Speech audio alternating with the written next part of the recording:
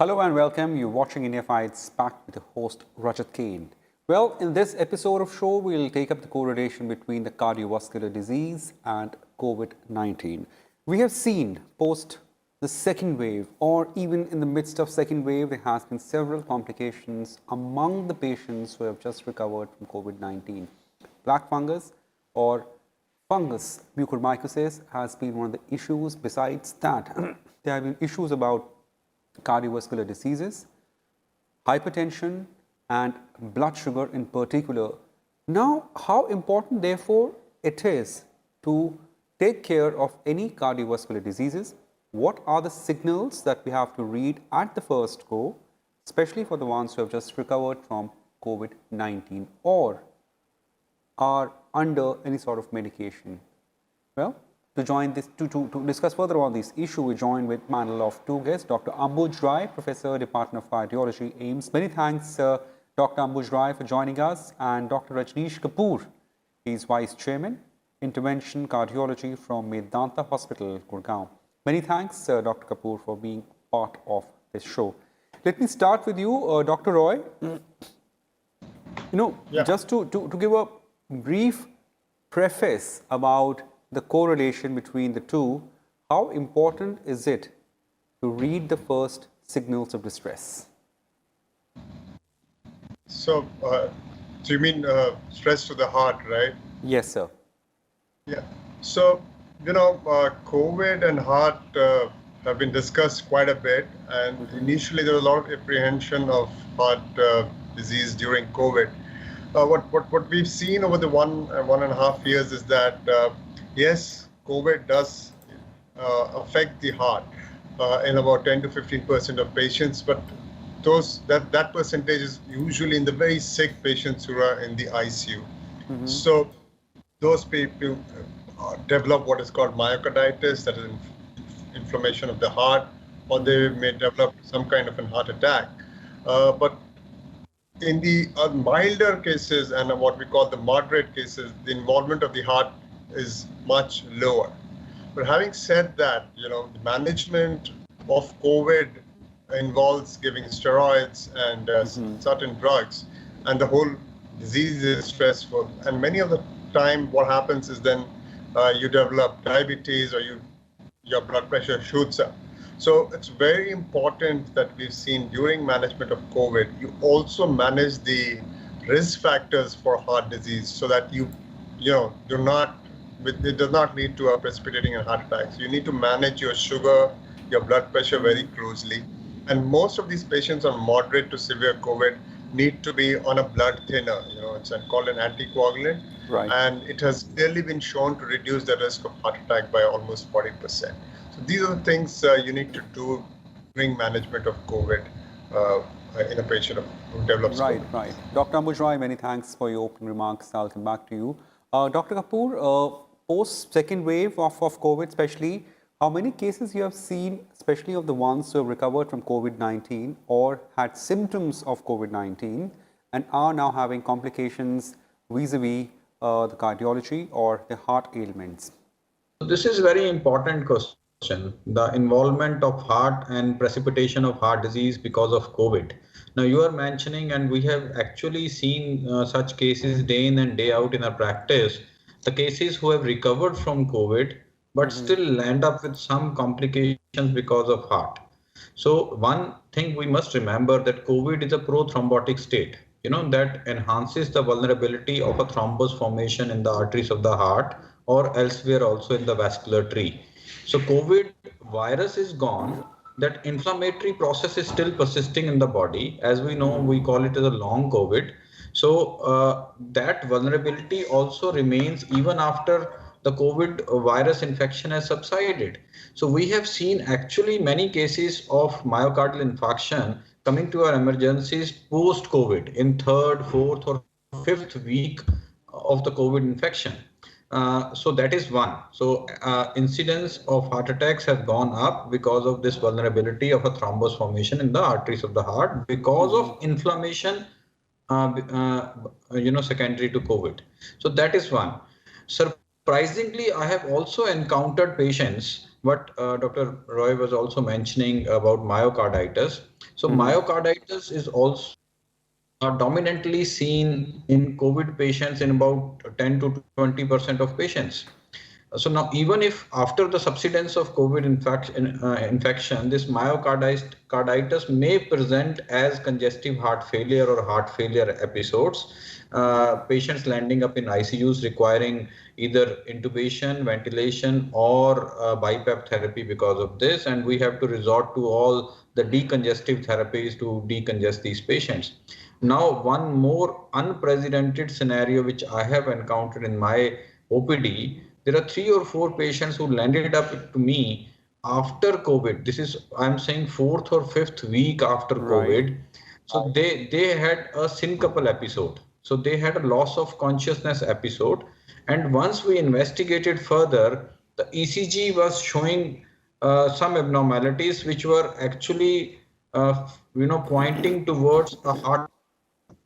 So once we have done Holter monitoring and further investigations on such patients, they were actually having complete heart blocks intermittently, and that was leading to these episodes. So these patients actually required a pacemaker to sort out their situation. So what I'm saying, it's a varied presentation post-COVID. One, a heart attacks because of high thrombogenicity. Second, myocarditis, patients landing with heart failure. And third are rhythm problems in the form of heart blocks requiring either a pacer or something somewhere to manage such situations as per their presentation. So these have been the dominant presentation in post-COVID patients in our Right. practice. Right. Dr. Roy, I have to ask you one thing here, like, comparing the two waves, the first wave that we saw last year in 2020 and the second wave that we just experienced in the month from March to May was considered to be a peak of second wave. I mean, how different were the two? That is one thing. And uh, is there a difference in the intensity of people having post-COVID complications among the two waves? Yeah, it's a very relevant question. The second wave, I would call it a tsunami. It was a much bigger wave. And so the number of cases were much more. And so obviously, we're seeing many more post-COVID complications. But, but just to put the things in perspective, it's a very small percentage of people who will have this post-COVID complication. Okay. Most of the time, they would most of the people are fine, especially those who've had mild to moderate COVID. And, within 4 to 6 weeks, they should be back to their normal activities. What we've noticed this time, in addition to what all Dr. Kapoor said, a lot of people have been persisting with, palpitations, and they would complain that even mild activity like going to the washroom has been giving them tachycardia. And this has been noticed, and it's probably a bit of what we call an autonomic dysfunction. That's a balance between, the sympathetic and parasympathetic, which are two things which balance your heart rates, and that has been quite common. But thankfully, even this we've noticed with small doses of medicines or even otherwise with things like a yoga or a relaxation exercises do settle down by 4 to 6 weeks. So this is one thing which we've very commonly seen after the second wave.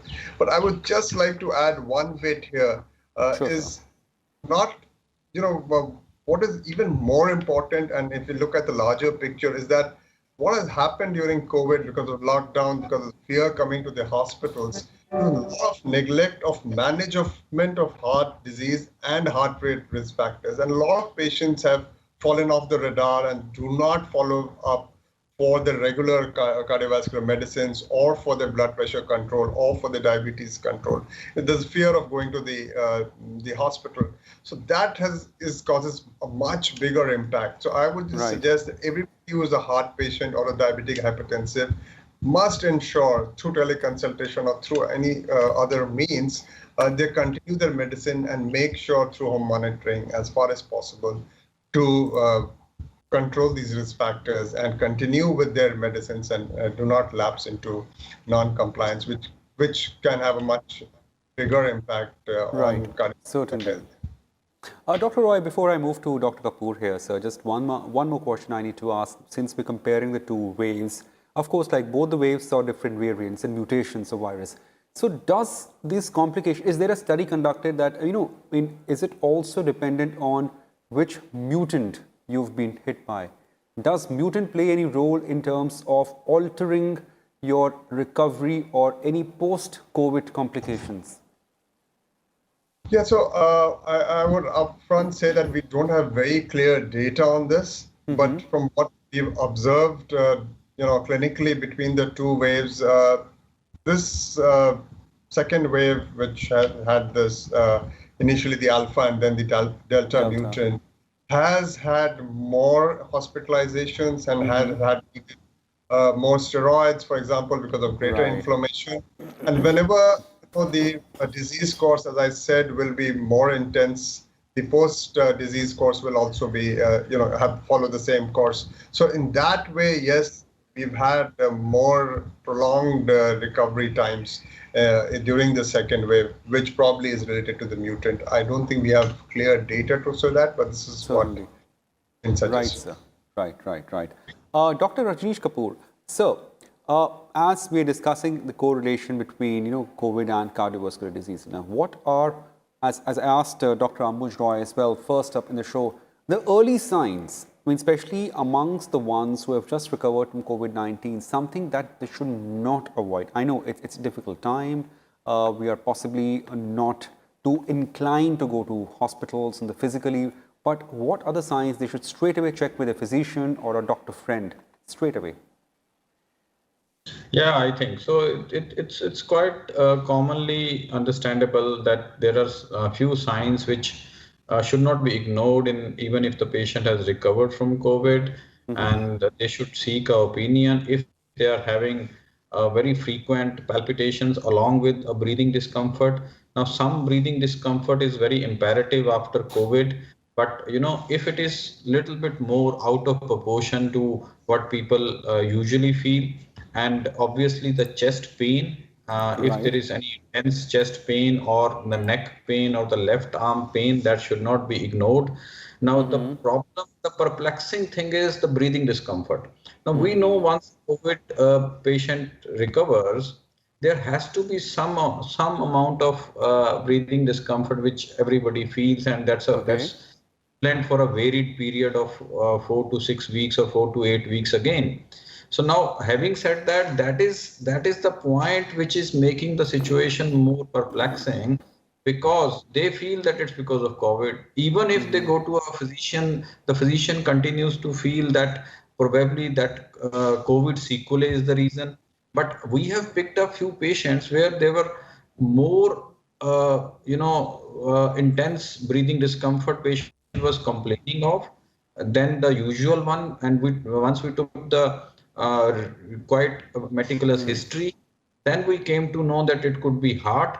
And then once we further went deep into that, did some test, did the echocardiography, which is a very simple very simple screening test that tells us that there is a heart dysfunction going on, and that heart dysfunction in some of the previous echoes was not there. So there is a change in the heart function during the COVID state. So something happened during that infection part, which led to a damage to the heart, and now that is responsible for this heart failure symptoms like breathing discomfort. And then angiography shows that there is a very active and very ominous disease sitting inside, which is leading on to all this, and which led to a heart attack also during this infection. So this is not uncommon. We require to have a long suspicion to jump into that diagnosis, to get into the further details of the patient, and then follow a clear path. So I would also like to create this awareness for all the doctors, clinicians, physicians, and cardiologists also. Don't miss out on the patient's history. Try to dig it more deep, and then simple screening test from heart is again very essential. We should not miss out a simple echocardiography or a Holter monitoring or a ECG, thinking that it's all COVID. This way we can pick up some of the cases and salvage more lives. Dr. Kapoor, just to continue on this facet of correlation between the two, as we are often coming across this hypothesis nowadays about the third wave. In some hypotheses, it's been termed as inevitable. There are some hypotheses which say that there are certain age group of people who will be more affected in the upcoming third wave. Now here, especially for patients or people who are already having heart ailments or are under any sort of administration for cardiovascular diseases, what precautions they in particular need to take for COVID management in general?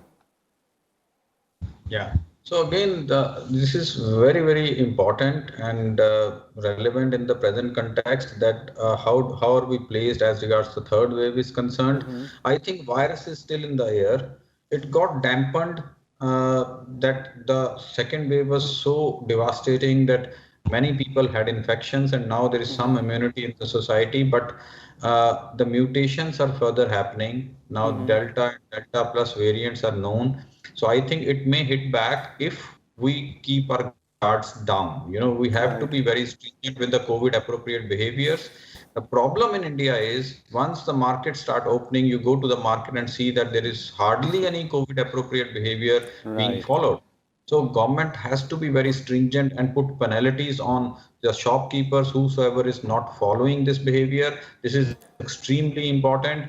Now, obviously, on other side, we know that our vaccination pace is a bit slower and being, very heterogeneous and very dense country, it's going to be slow paced. We are not expecting that in 3 months we'll vaccinate 50% of the population. That's not possible. Now, having said that, if that is not possible, we have to follow religiously the COVID appropriate behavior as a responsible citizens. Please do that. Please do that. That's a very strong message. The second is another important factor by which we can try to control the third wave or try to escape the third wave, I would say, is a very active surveillance. We have to have active surveillance in all the localities. If in any particular locality, the positivity rate of the testings, COVID testing, crosses beyond 5%, I think that should be a red flag locality, and mini lockdowns or even more stringent measures should be in place in that area to contain the infection. Otherwise, it's inevitable that we will have a third wave in 2-3 months' time if we are callous in our attitude regarding all this. Right, absolutely. So that's what, whosoever is watching our show, dear viewers, listen to experts. Do not listen to any hearsay and keep following science here. Keep following the COVID appropriate behavior. That's what the expert says. Clearly, what are these COVID appropriate behavior? Keep washing your hands, maintain physical distancing, and do not forget to wear face mask. And if you're eligible, go for vaccination as well. Dr. Ambuj Rai, sir, as we are about to close the show, sir, as we just discussed with Dr. Kapoor about the third wave, and I'm still calling it a hypothesis. I'm being extremely careful here. So as per scientific hypothesis, there is an inevitability about the third wave. How prepared are we mentally, physically, psychologically for third wave, sir? What all need to be done? Yeah, that's a great question, I would say, but in a country like India with such dense population and limited healthcare, we know, the healthcare, the bed ratios to the population is not what is optimum. Prevention is the key, and we need to prevent this, and and need to vaccinate more, need to continue a COVID appropriate behavior. And you'll be surprised, even now, the most common question that I get during consultations or teleconsultations from my patients who have heart disease, that whether they should go for a vaccine or not. And if you remember, the vaccine was opened for heart disease and similarly people with comorbidities long time back before the second wave. And they had an opportunity to take that, but still there is a lot of vaccine hesitancy even in this very susceptible population. So I need to say that messaging has to go down, especially the vulnerable population needs to be vaccinated on priority. They need to follow COVID appropriate behavior even more stringently. Of course, everybody needs to do that. And, as Dr. Kapoor said, we need to be, test and more and more so that we don't let our guards down and offer these mini lockdowns wherever the positivity rates goes up. So there is no way we can let our guard down. About the third wave, there are two theories moving around. The serosurveillance seems that we've had good seropositivity in the population, meaning whereby we are kind of moving towards herd immunity, but that will protect only if there is not another big mutant, which can always happen. Remember, even today, about 60,000 cases are happening in India, and whenever the virus replicates, there's always a chance of throwing up a new mutant. And if that happens, third wave becomes absolutely inevitable. So we need to continue pushing the number of cases down with COVID-appropriate behavior. Right. Well, Dr. Ambuj, many thanks to be a part of the show from Department of Cardiology, AIIMS, and Dr. Rajneesh Kapoor, Vice Chairman, Interventional Cardiology, Medanta Hospital. Many thanks for joining us, sir. So clearly, our viewers, as our experts, Dr. Roy and Dr. Kapoor just mentioned today, and of course, also underlined about, importance of COVID-appropriate behavior, and also with the hypothesis and reports of the inevitability of third wave, we need to be extremely vigilant, extremely careful. What is that we need to do? Follow simple things. Keep washing your hands 20 seconds at least. Maintain physical distancing. That's really important, really important. And also keep wearing a face mask. Go for vaccination if you're eligible, if you're there, even if you're recovered. Follow the guidelines that when you have to get yourself vaccinated, do not miss out on that particular time frame. So these are things that can help us in keeping ourselves safe. Well, that's it in this edition of India Fights Back. Thank you and goodbye.